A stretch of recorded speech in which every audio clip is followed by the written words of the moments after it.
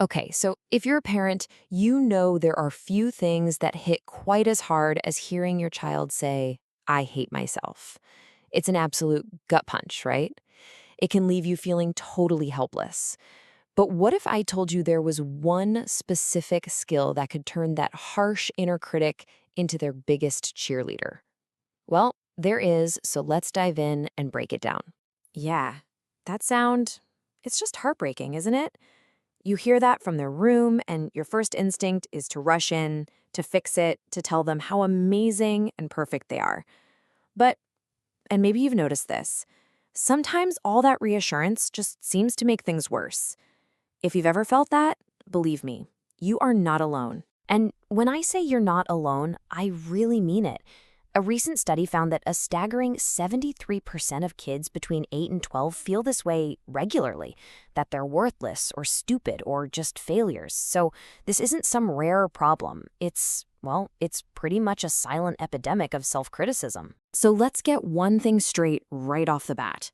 This isn't about you or your parenting. This is a massive, widespread challenge.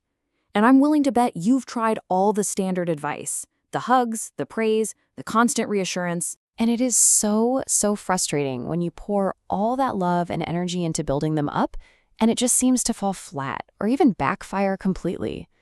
The reason why is actually pretty simple, but it's a huge mindset shift. We're often fighting the symptom, not the real underlying source of the pain. So, why does praise backfire? Well, here's the tricky part. It's a little counterintuitive. When your child feels absolutely awful and you say, no, you're perfect, you're the best, it can actually feel like you're not really listening. It's almost like you're dismissing how genuinely terrible they feel in that moment. This really lays it out perfectly. On the left, you've got that knee-jerk reaction, fighting the symptom, you're perfect. But look at the right. That's where we address the source. We're teaching them that it is okay to be imperfect. This is the giant leap from just saying positive things to building a much more powerful tool, self-compassion. So let's talk about this solution. It's called self-compassion. And I'm telling you, it is a complete game changer when it comes to building real, genuine, lasting resilience in our kids. And this is the core of it right here. It's not about fighting negative thoughts. It's about changing your child's relationship with those thoughts. It's about teaching them to treat themselves with the same kindness they'd give a friend who is struggling. And the results of this shift are, well, they're incredible. I mean, just look at this research. Kids who practice self-compassion are 40% less likely to give up after they fail. 40%, that's huge. They don't see a mistake as proof that they're broken. They just see it as part of being human, part of learning. And it doesn't stop there. On top of that, they score an average of 30% higher on emotional intelligence. Think about that. That means they're better at understanding and managing their own feelings, which is basically a superpower that will help them for their entire lives. Dr. Kristen Neff, who's a leading researcher on this, calls self-compassion a vaccine against despair.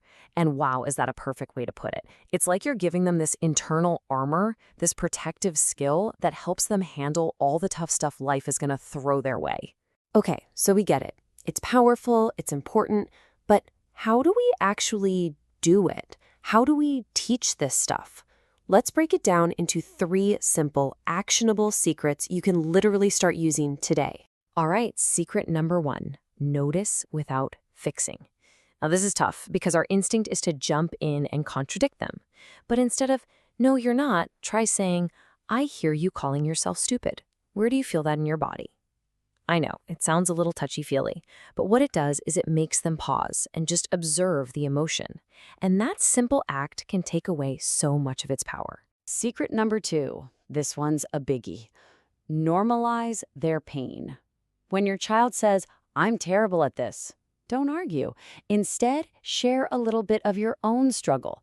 Something like, you know what? I felt exactly like that yesterday when I couldn't get that new app to work. It instantly makes them feel less like they're defective and more like they're just human. And finally, secret number 3, replace criticism with curiosity. And you do this with one magic question. You just ask, what would you tell your best friend if they were feeling this way? I'm telling you, it's like a switch flips in their brain. It immediately taps into that kind, caring part of themselves. Okay, so you've got the why, you've got the secrets. Now let's make a real plan. Let's talk about what you can actually do tonight, this week, to bring this into your home. Here's a super simple 3-week plan. Week 1, it's all about you. You have to model it first. In week 2, you turn the focus to them and start naming their pain out loud to validate it. And by week 3, you're helping them reframe their mistakes, not as failures, but as data. So for that first week, just let your kids overhear you being kind to yourself. You spill your coffee, instead of getting mad, you say out loud, "Oops, well, I'm human, time to clean it up." You make a mistake? "Man, I messed that up, but hey, that's how I learn." Trust me, they absorb that way more than any lecture you could ever give. And hey, if you want a really quick win, try making a kindness kit together. It's so easy. Just find a little box, put in a stress ball, a photo from a happy vacation, a little note from you that says something like, "You're learning and growing." Put it somewhere they can grab it when they're feeling down. It's like a first aid kit for their feelings. And really, this is what it's all about. This is the goal. We're trying to help them make this subtle but profound shift in their head, moving away from "I'm so clumsy" and moving towards "Oops, I'll watch where I'm going next time." It's a small change in words, but a massive change in mindset. Look, if you remember only one thing from all of this, let it be this. Your child doesn't do what you say, they do what you do. The most powerful tool you have to teach them self-compassion is your own example. They're watching you. Always. Which brings us to the final and maybe the most important question. This isn't just about your kid. This is about you too. This kindness, it has to start with you for it to really take root in them. So I'll just leave you with this. How are you going to be kind to yourself today?